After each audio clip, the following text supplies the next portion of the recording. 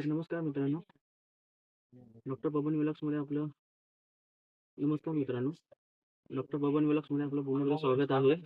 पुन्हा एकदा स्वागत आहे.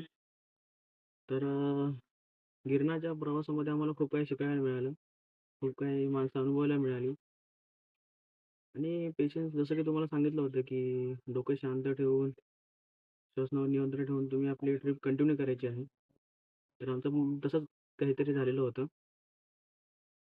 तर जास्त अजून काही न सांगता तुम्हाला एवढं सांगेन, की गिरनारला जर का तुम्ही पावसाळ्यामध्ये ट्रेकिंग करण्याचा विचार करत आहात, ट्रेकिंग म्हणजे देवदर्शनासाठी जाण्याचा विचार करत आहात, तर तुम्हाला काही काही इम्पॉर्टंट गोष्टी लागणार आहेत.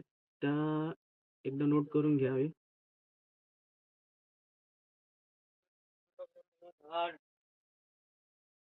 चना दाल चना मसाला. तर तुम्हाला काही इम्पॉर्टंट गोष्टी लागणार आहेत. तर पहिली गोष्ट म्हणजे तुम्हाला डॉक्टर बाबांनी सांगितल्याप्रमाणे पाण्याची बॉटल तर तुम्हाला तिथे सोडत आहे. सेकंड पॉईंट, जर का तुम्ही मुले, खास करून मुलांसाठी सांगत आहे, की तिथे तुम्हाला जाताना एक रनिंग शॉर्ट्स घ्यायची आहे. तर त्या रनिंग शॉर्ट्सचा असा फायदा आहे, की त्याच्यामुळे जास्त तुमची मूव्हमेंट होत नाही. एक फिक्स्ड पोझिशनमध्ये तो कंटिन्यूअस तुम्हाला ते चालत राहायचं आहे. दुसरी गोष्ट म्हणजे काठी. तर जाताना तुम्हाला एक काठी घ्यावी लागेल. त्याचा रेंट असतो ₹30 आणि ती घ्यावी लागते तुम्हाला, ॲक्चुअली ₹50 आहे. मग रिटर्न आल्यानंतर तुम्हाला एक टोकन देतात. त्या टोकन रिटर्न तुम्हाला करावं लागतं. त्याचे ₹20 ते परत देतात. आणि तिसरी गोष्ट अशी म्हणजे ज्यांनी कोणी ट्रेकिंगच्या अगोदर कोणत्याही प्रकारचा काही वॉर्मअप घेतला नाही, काही नाही, तर त्यांनी जाताना खास करून नाही सॉरी, दोन्ही पायांच्या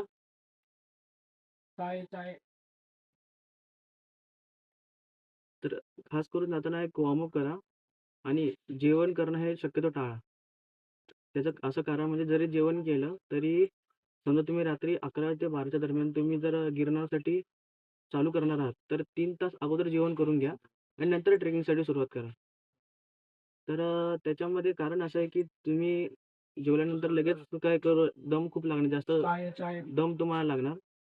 आणि तिसरी गोष्ट अशी, की तुम्हाला 2 नी कॅप घ्यायचे आहेत. त्या नी कॅपमुळे असं होणार, की तुमच्या पायाला जास्त ताण पडत नाही. तुमच्या पोटाला दुखणार नाही. म्हणजे थोडीफार हेल्प होईल. तुमचा पेन रिलीफ होण्यासाठी. आणि तर शक्यतो जमलंच तर प्लास्टिकमधून पाणी घेऊन न जाता थर्मास किंवा त्या गिरनीरचा वापर करावा. चौथी गोष्ट अशी, की जे कोण चष्मीश लोक आहेत, आता पावसाळ्यामध्ये माझ्यासोबत सचिन होता सॉरी. तर सचिन सोबत असताना त्याच्या चष्म्यामध्ये सारखे फॉग यायचे. का? कारण जसं-जसं तुम्ही अंबाजीचं टेम्पल क्रॉस करता किंवा अंबाजी टेम्पलपर्यंत तुम्ही जाता, तसं-तसं तुम्हाला ground sea level ground to sea लेव्हलची ही हाईट वाढत जाते. त्यामुळे जसं वरती तुम्ही जाता, तसं-तसे फॉग वगैरे येतात. फॉग आल्यामुळे चष्मीश लोकांना जास्त पुढचं दिसत नाही. त्याच्यामध्ये पाऊस पण जोरात असतो. आणि तिसरी गोष्ट त्याच्यानंतरची गोष्ट म्हणजे अशी, की जाताना तुम्ही एक मोबाईलची बॅटरी तर तुम्हाला फुल ठेवावीच लागेल आणि त्याच्यासोबतच तुम्ही एक फॉग लाईट घेऊन जावा. कारण जे गाडी चालवतात त्यांना माहितीच आहे, की फॉग लाईटचा वापर कसा होतो आणि कितपत ती इक्विपमेंट ते कामाचं आहे. त्याचं कारण असं, की जसं की आपण मोबाईलची टॉर्च लावतो. तर मोबाईलची टॉर्च ही आपली आली एल-ई-डीची. त्यामुळे एल-ई-डीच हा रिफ्लेक्ट होतो, ना की तो आपल्याला पुढचा रस्ता दाखवत नाही का. तर त्यामुळे जमलं तर फॉग लाईट एक घ्या.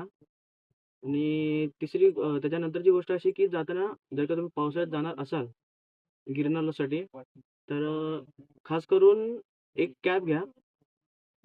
ती कॅप घालायचं कारण म्हणजे असं, की रेनकोट घातल्यानंतर डोक्यावरती अगोदर रुमाल बांधा. रुमाल बांधल्यानंतर ती कॅप घाला.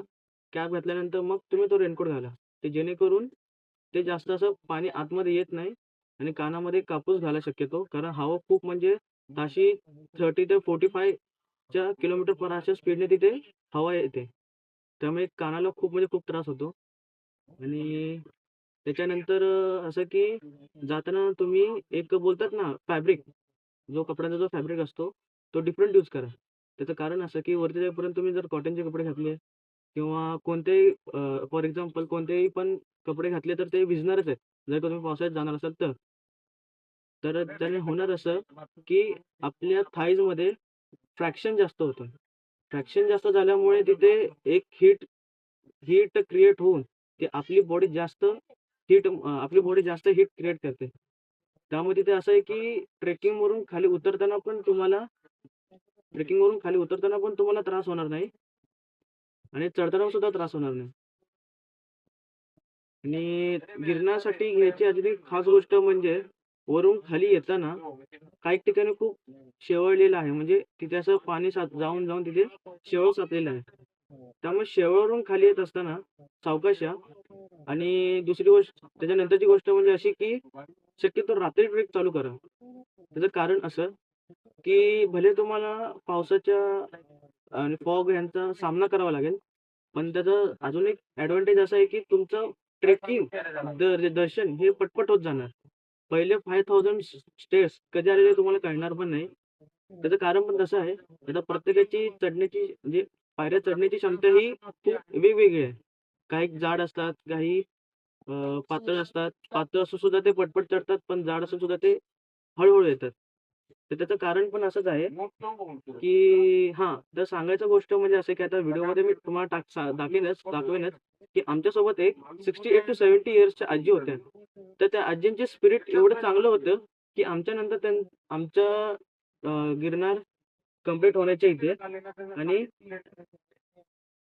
तर दत्तगुरू महाराजांच्या समाधीचा पोहोचण्याचा वेळ आणि त्यांच्या पोहोचण्याचा वेळ हा फक्त हार्डली 1.5 ते पावणे 2 तासाचा होता. पण त्या आजींनी पूर्ण 10,000 पायऱ्या आमच्या समोर चढल्या. भले पुढे-मागे होऊ दे. पण त्या आजींनी खरंच मानलं पाहिजे त्या आजींना. त्या आळंदी देवाच्या इथून आल्या होत्या. ते त्यांची फॅमिली पूर्ण फॅमिलीच आली होती ॲक्चुअली. बट खास करून त्या आजींना सॅल्यूट आहे. कारण त्यांनी ह्या वयामध्ये पण त्यांनी 10,000 स्टेअर्स चढणं म्हणजे खायची गोष्ट नाही मित्रांनो. एकदा तुम्ही ट्राय करा. कारण खरंच तिथे बोलतात ना, एक स्वतःच्या शांतीचा तिथे एक लढा पडतो. कारण तुमच्या डोक्यामध्ये जेवढे विचार घोळत राहणार, तेवढं तुम्ही तिथे मागे पडत राहणार.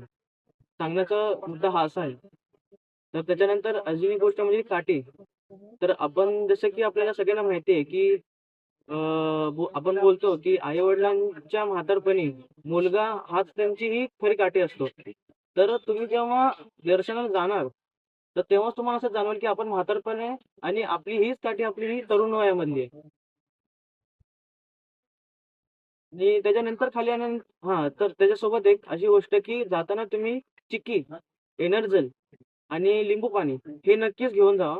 कारण ईच अँड एव्हरी स्टेपला तुम्ही जेव्हा थांबणार, तेव्हा जस्ट मिलीमध्ये तुम्हाला जस्ट एक सिप-सिप करून लिंबू पाणी घ्यायचं आहे. थोडं-थोडं करून तुम्हाला चिक्की खायची आहे. तर त्याचं कारण असं हां, एनर्जल म्हणून पण एक एनर्जी ड्रिंक येते. तर त्याचं कारण असं, की जेव्हा पण तुम्ही वरती चढत असता, तेव्हा थंडीमध्ये तुम्ही जेवलेलं हे सगळं पचत असतं. त्यामुळे पचत असल्यामुळे तुमची फॅट बर्न होत असताना, एक कुठेतरी तुमची एनर्जी मेंटेन राहते.